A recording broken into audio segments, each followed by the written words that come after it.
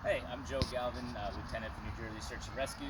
I'm going to do a demonstration today on how to track, and it's going to help you guys out for tomorrow for SARP Tech 2. So to talk about track, we're going to start with your tracking stick.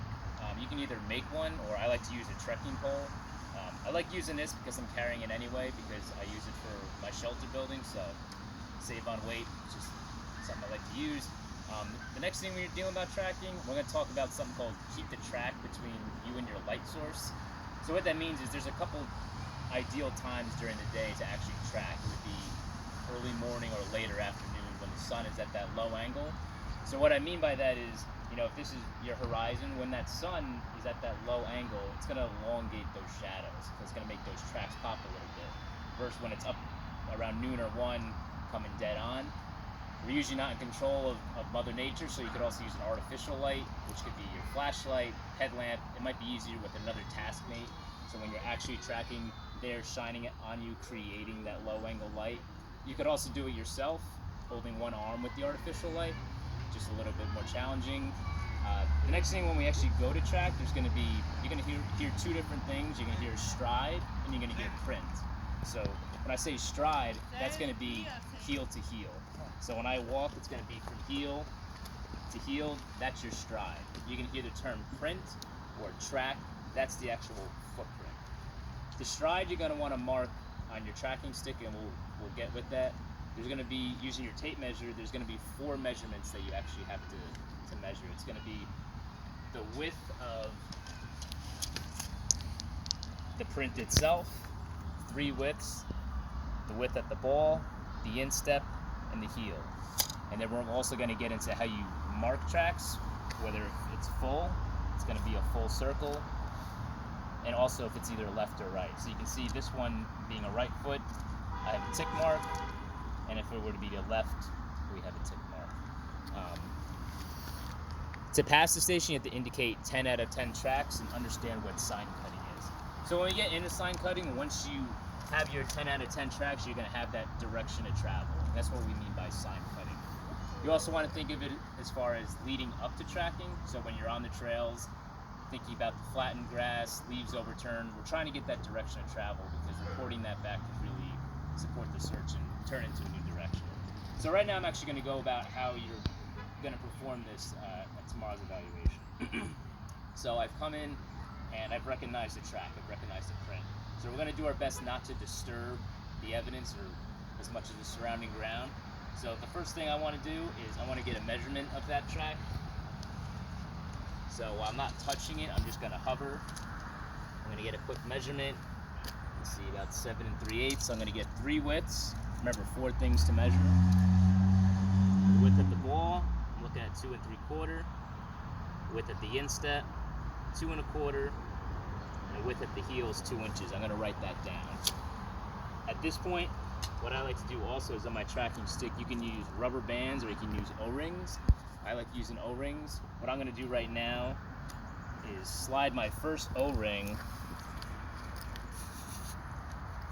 I'm going to use the tip of my stick for 2 things. One, I'm going to line up over the top of the print, and I'm going to slide the one O-ring towards the back of that track.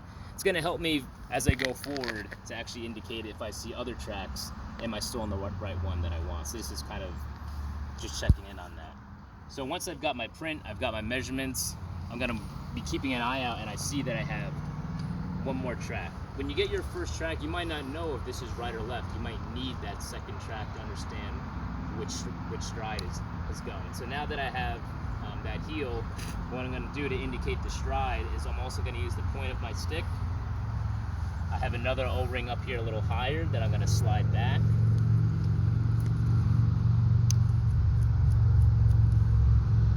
Hovering over the top of the tracks, going to go a little bit farther.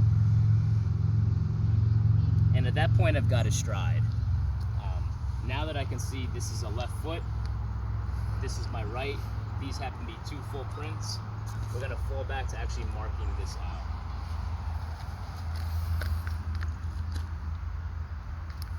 So what I'm going to do right now, I'm going to draw a full circle, and I give a tick mark to the right. I see that this is left, this is also full. I'm going to give a circle, tick mark to the left. Now we have two things. I can also reconfirm that this is the print I'm actually looking for. So I had that first O-ring. That looks good.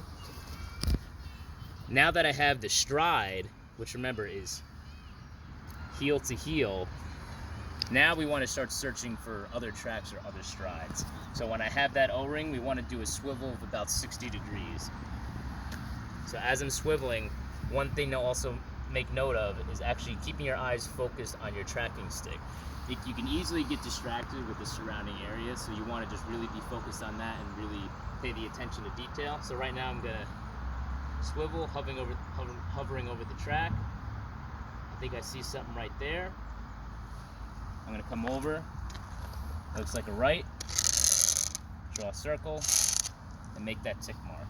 And I'm going to just continue to repeat this process. So hovering over, looking around. I see that, looks like a left. It's another full track. I'm going to mark this. I'm going to continue on. You're going to need to do 10 out of 10, so take your time. And I can see I've got part of the heel, and this one's going to be a partial track.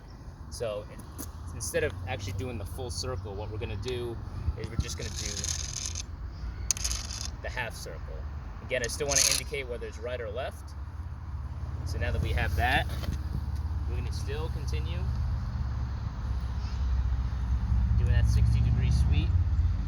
Now here, you can see that it's a partial track. You can't see the heel, but I can see a little bit up front.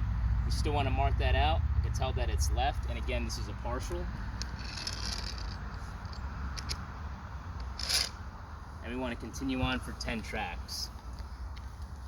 Once you have that 10 tracks, again, you're going to be asked about sign cutting. You're going to want to pick that direction of travel, and at that point, you've successfully completed Station 2.